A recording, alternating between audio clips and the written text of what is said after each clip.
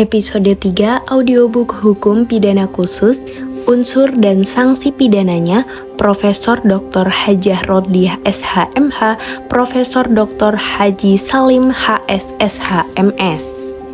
Berdasarkan data di atas, tindak pidana korupsi yang ditangani oleh KPK paling banyak atau menonjol yaitu dalam tahap penyelidikan dengan jumlah 838 perkara, 32%. Urutan kedua yaitu tahap penyidikan dengan jumlah 557 perkara, 21%. Urutan ketiga yaitu pada tahap penuntutan dengan jumlah 460 perkara, 17%.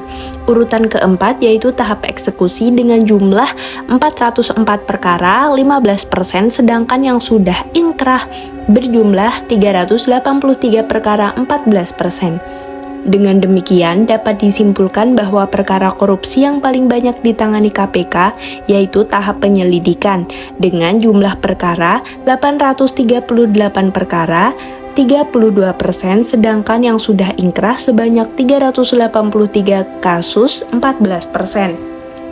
C. Asas-asas hukum dalam pelaksanaan tindak pidana korupsi. Asas-asas hukum dalam pelaksanaan tindak pidana korupsi tidak disebutkan secara khusus dalam Undang-Undang Nomor 20 Tahun 2001 tentang perubahan atas Undang-Undang Nomor 31 Tahun 1999 tentang pemberantasan tindak pidana korupsi. Namun asas-asas hukum itu telah dicantumkan dalam pasal 5 Undang-Undang Nomor 30 Tahun 2002 tentang Komisi Pemberantasan Tindak Pidana Korupsi. Ada 5 asas yang tercantum dalam pasal 5 di atas yang meliputi 1. Kepastian hukum, 2. Keterbukaan, 3. Akuntabilitas, 4. Kepentingan umum, dan 5. Proporsionalitas. Kepastian hukum adalah asas dalam negara hukum yang mengutamakan landasan peraturan perundang-undangan, kepatutan dan keadilan dalam setiap kebijakan menjalankan tugas dan wewenang Komisi Pemberantasan Korupsi. Landasan utama KPK dalam menjalankan tugas dan kewenangannya adalah didasarkan pada 1. Peraturan perundang-undangan, 2. Kepatutan, dan 3. Keadilan. Keterbukaan adalah asas yang membuka diri terhadap hak masyarakat untuk memperoleh informasi yang benar, jujur, dan tidak diskriminatif tentang kinerja Komisi Pemberantasan Korupsi dalam menjalankan tugas dan fungsinya.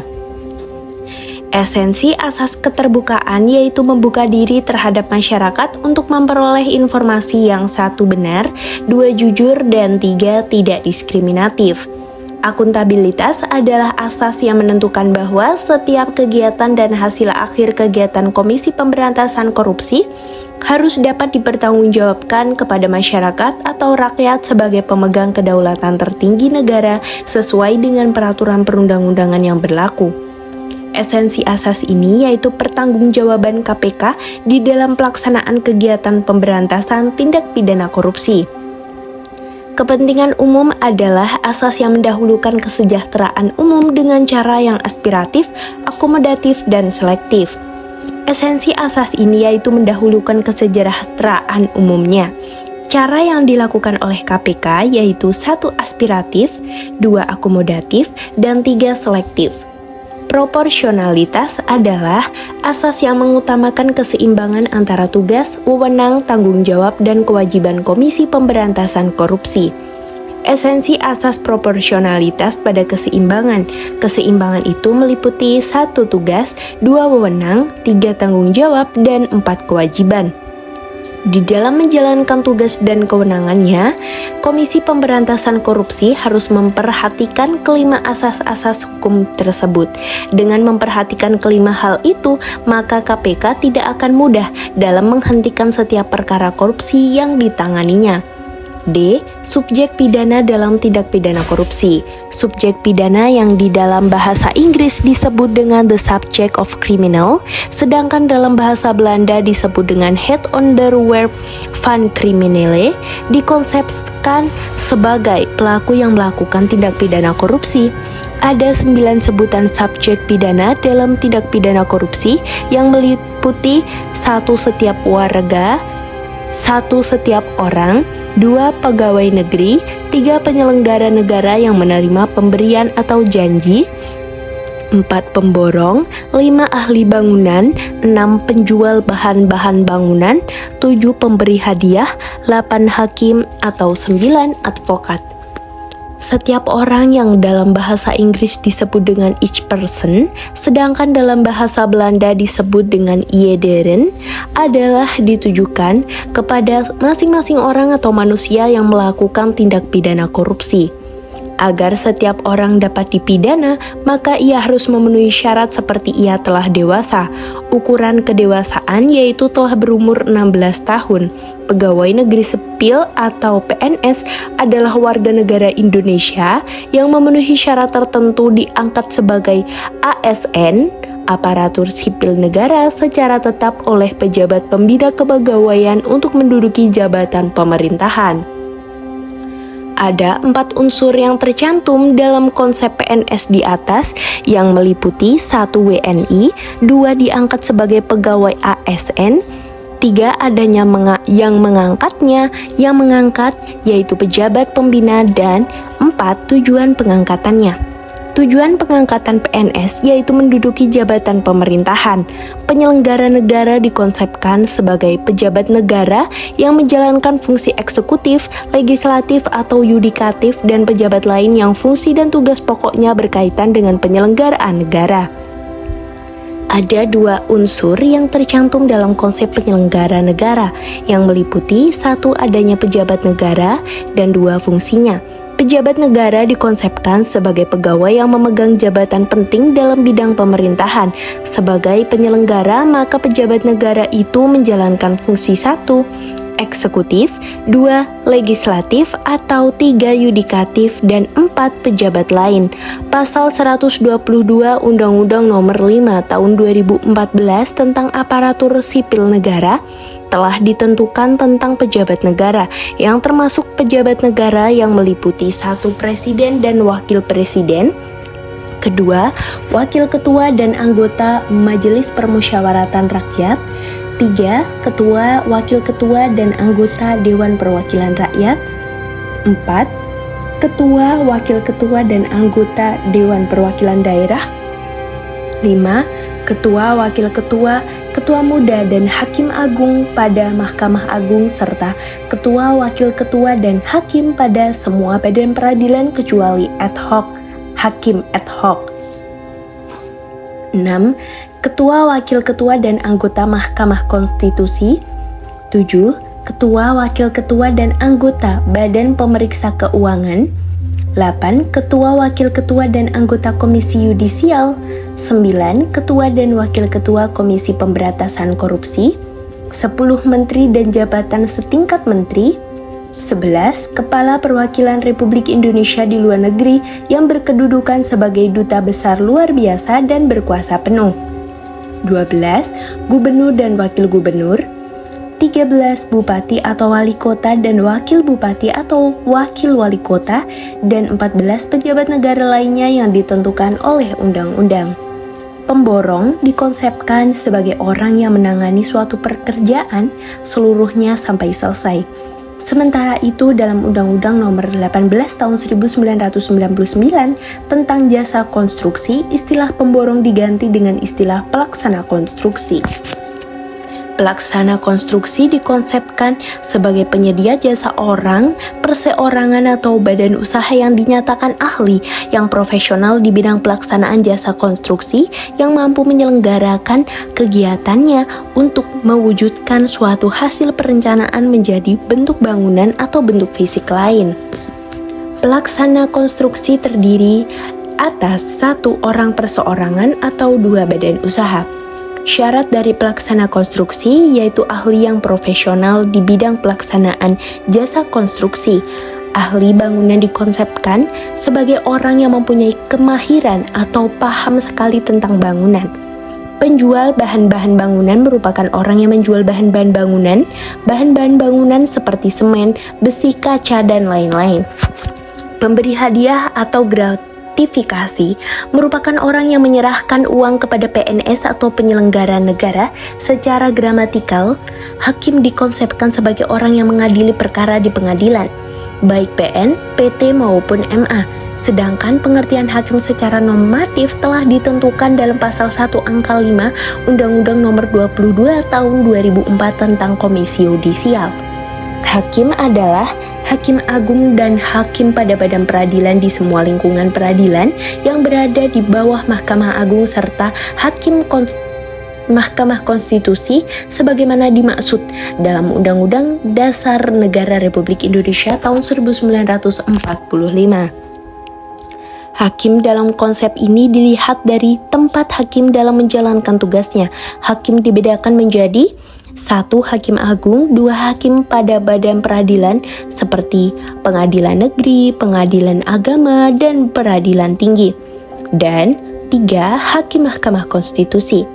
Advokat adalah orang yang berprofesi menjadi jasa hukum baik di dalam maupun di luar pengadilan yang memenuhi persyaratan berdasarkan ketentuan undang-undang ini. Ciri advokat yaitu orang yang berprofesi memberikan jasa hukum. Jasa hukum adalah jasa yang diberikan advokat berupa memberikan 1. Konsultasi hukum, 2. Bantuan hukum, 3. Menjalankan kuasa, 4. Mewakili, 5. Mendampingi, 6. Membela, dan 7. Melakukan tindakan hukum lainnya untuk kepentingan hukum klien. Klien adalah 1 orang, 2 badan hukum, atau 3 lembaga lainnya menerima jasa hukum dari advokat. Lembaga yang berwenang melakukan penyidikan dan penuntutan terhadap tindak pidana korupsi. Lembaga yang berwenang melakukan penyidikan dan penuntutan terhadap perkara tindak pidana korupsi yaitu Komisi Pemberantasan Korupsi. Komisi Pemberantasan Korupsi atau KPK adalah bersifat independen dan bebas dari pengaruh kekuasaan manapun.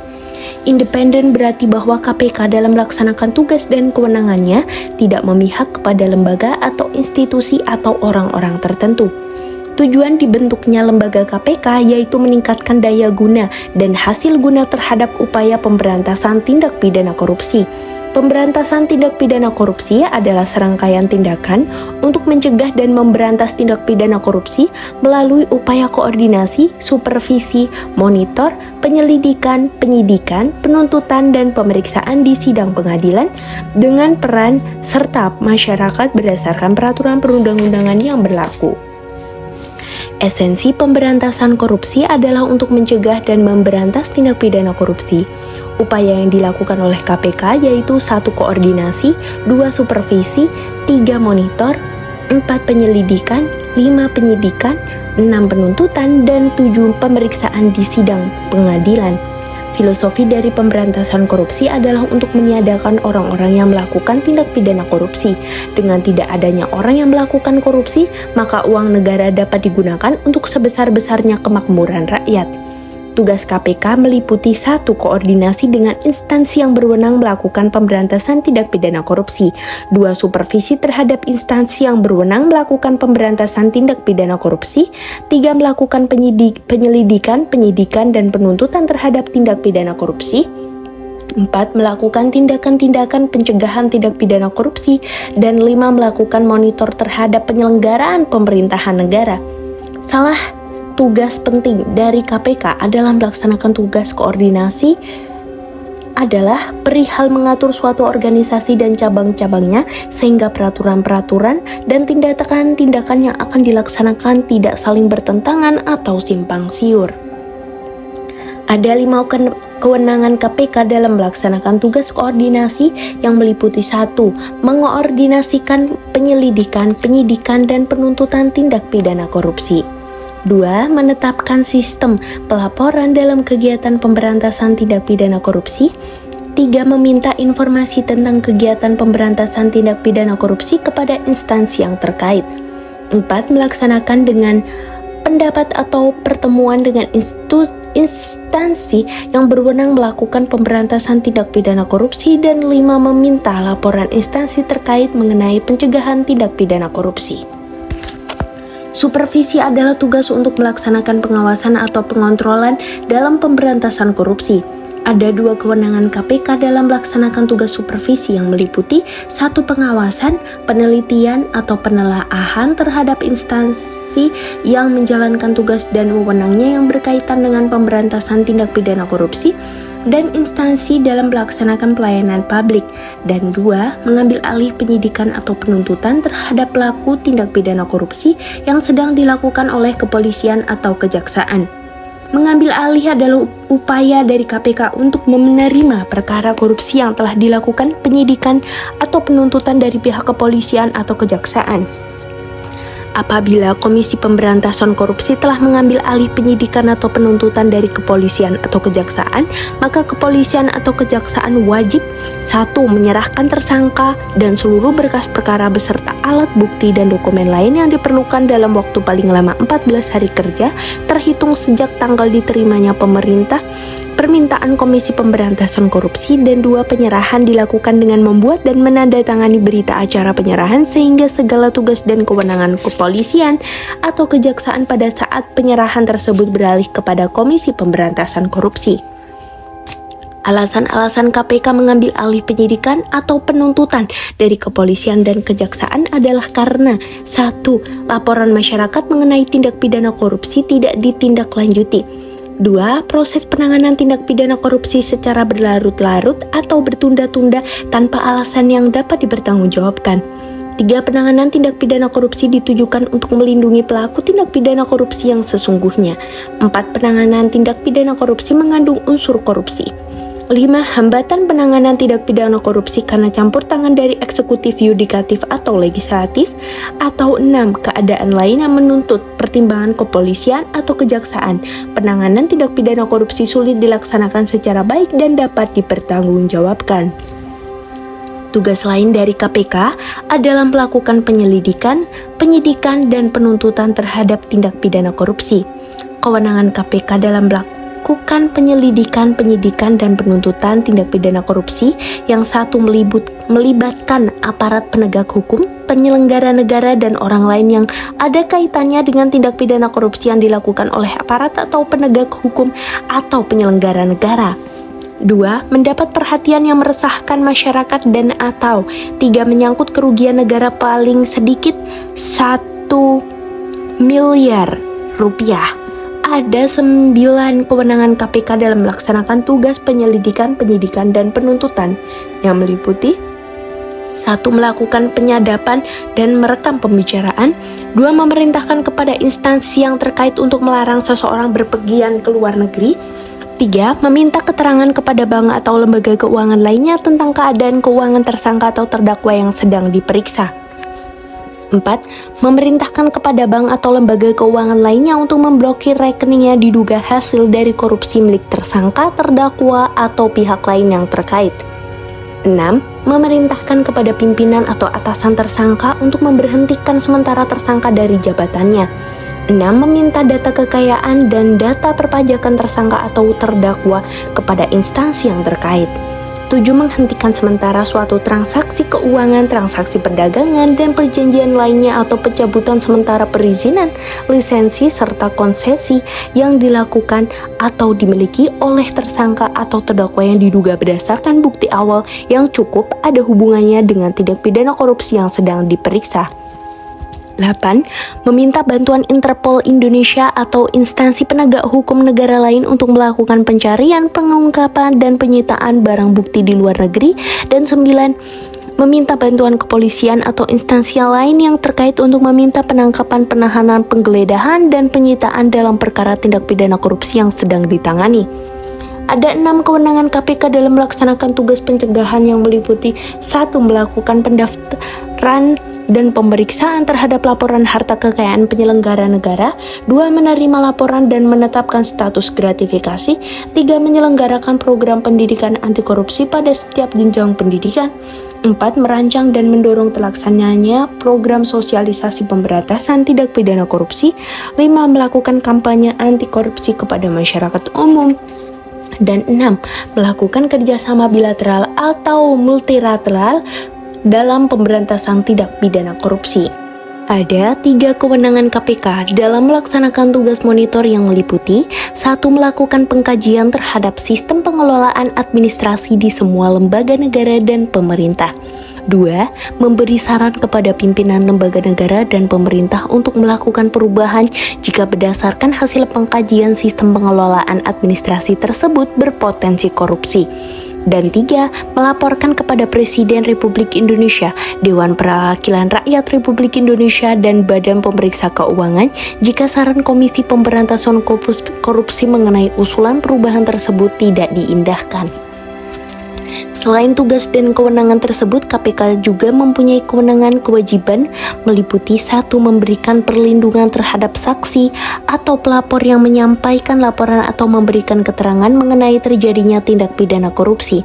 2. Memberikan informasi kepada masyarakat yang memerlukan atau memberikan bantuan untuk memperoleh data lain yang berkaitan dengan hasil penuntutan tindak pidana korupsi yang ditanganinya.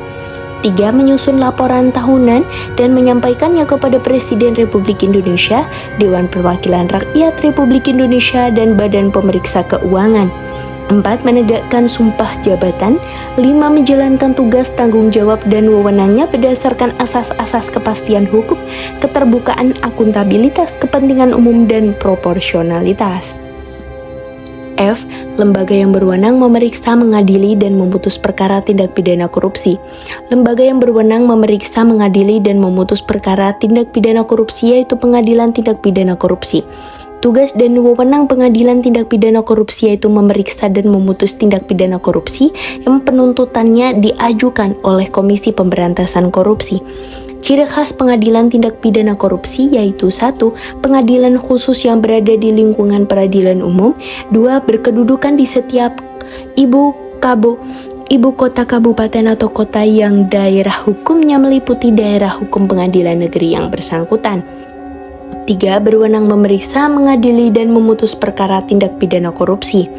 4. Tindak pidana korupsi yang diperiksa, diadili, dan diputus meliputi A. Tindak pidana korupsi, B. Tindak pidana pencucian uang yang tindak pidana asalnya adalah tindak pidana korupsi, dan atau 5. Tindak pidana yang secara tegas dalam undang-undang lain ditentukan sebagai tindak pidana korupsi.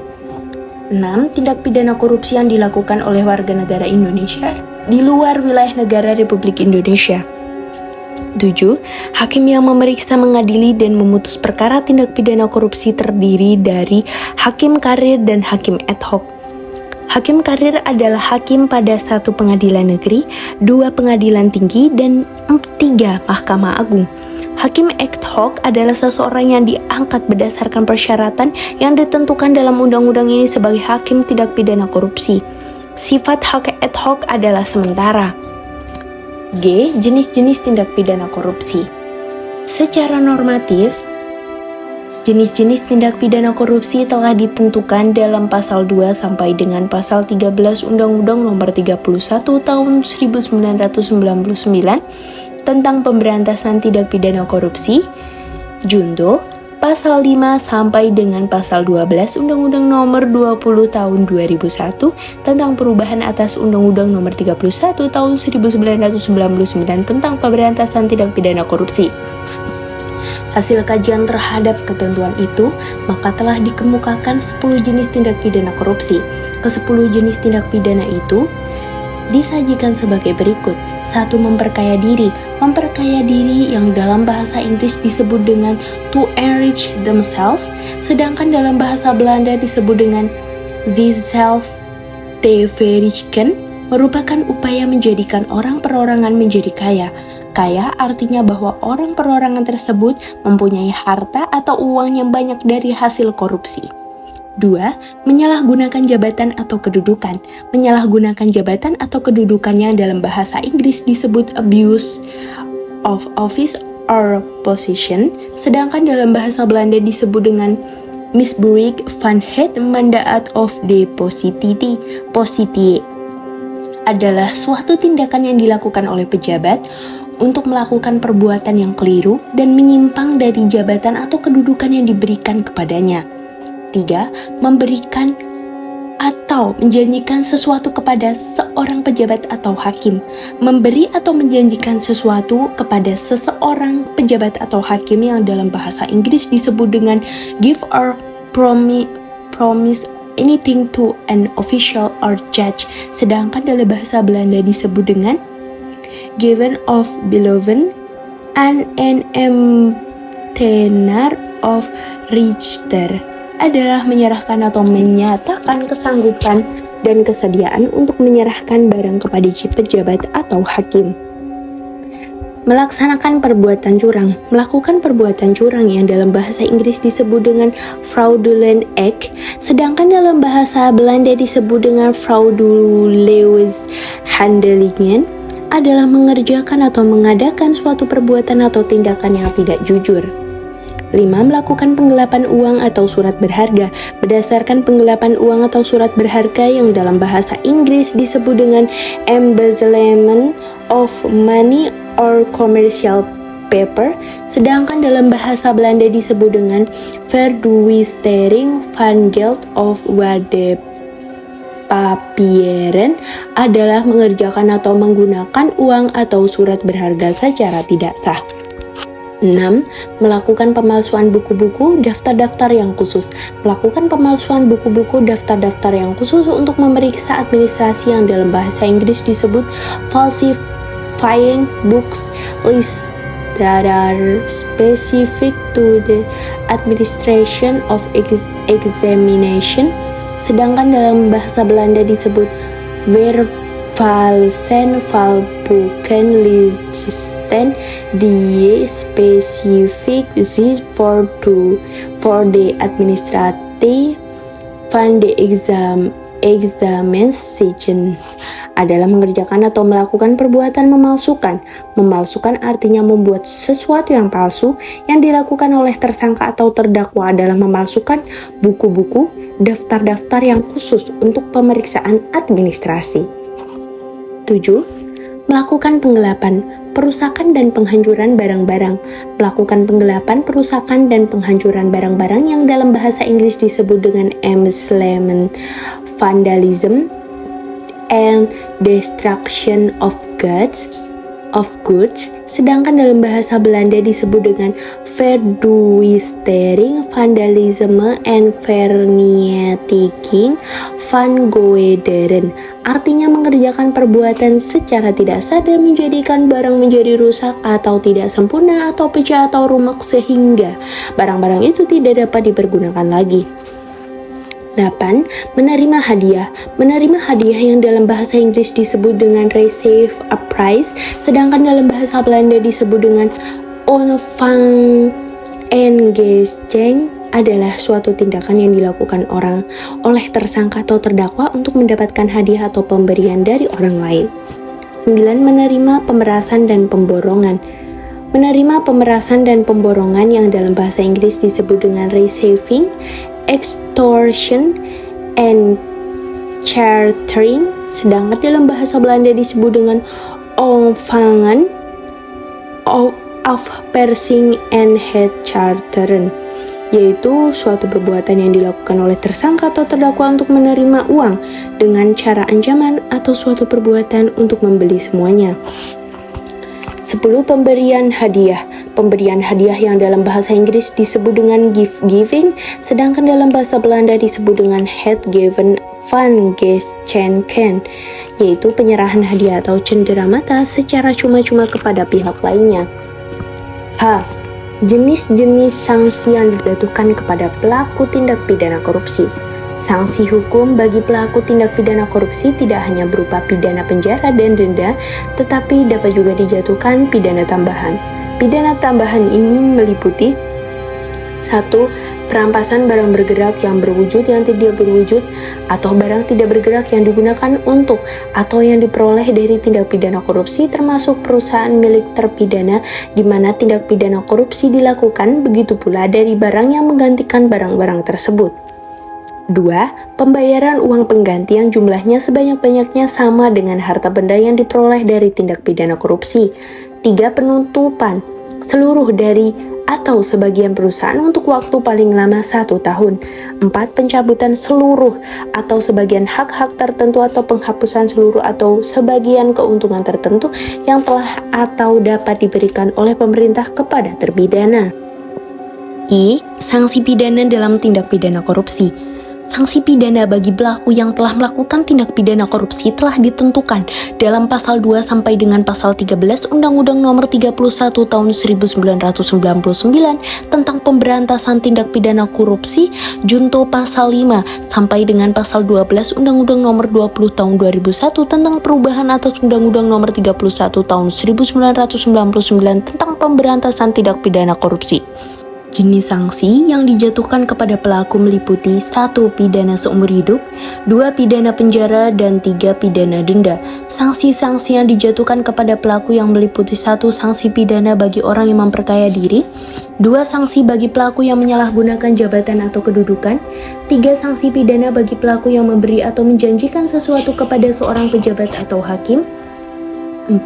Sanksi pidana bagi pelaku yang melakukan perbuatan curang, 5. Sanksi pidana bagi pelaku yang melakukan penggelapan uang atau surat berharga, 6. Sanksi pidana bagi pelaku yang melakukan pemalsuan buku-buku daftar-daftar yang khusus untuk pemeriksaan administrasi, 7. Sanksi pidana bagi pelaku yang melakukan penggelapan, perusakan, dan penghancuran barang-barang, 8. Sanksi pidana bagi pelaku yang menerima hadiah, 9.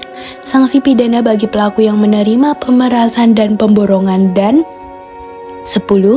Sanksi bagi pelaku yang melakukan pemberian hadiah. Ke-10 jenis sanksi dan lamanya pidana disajikan sebagai berikut.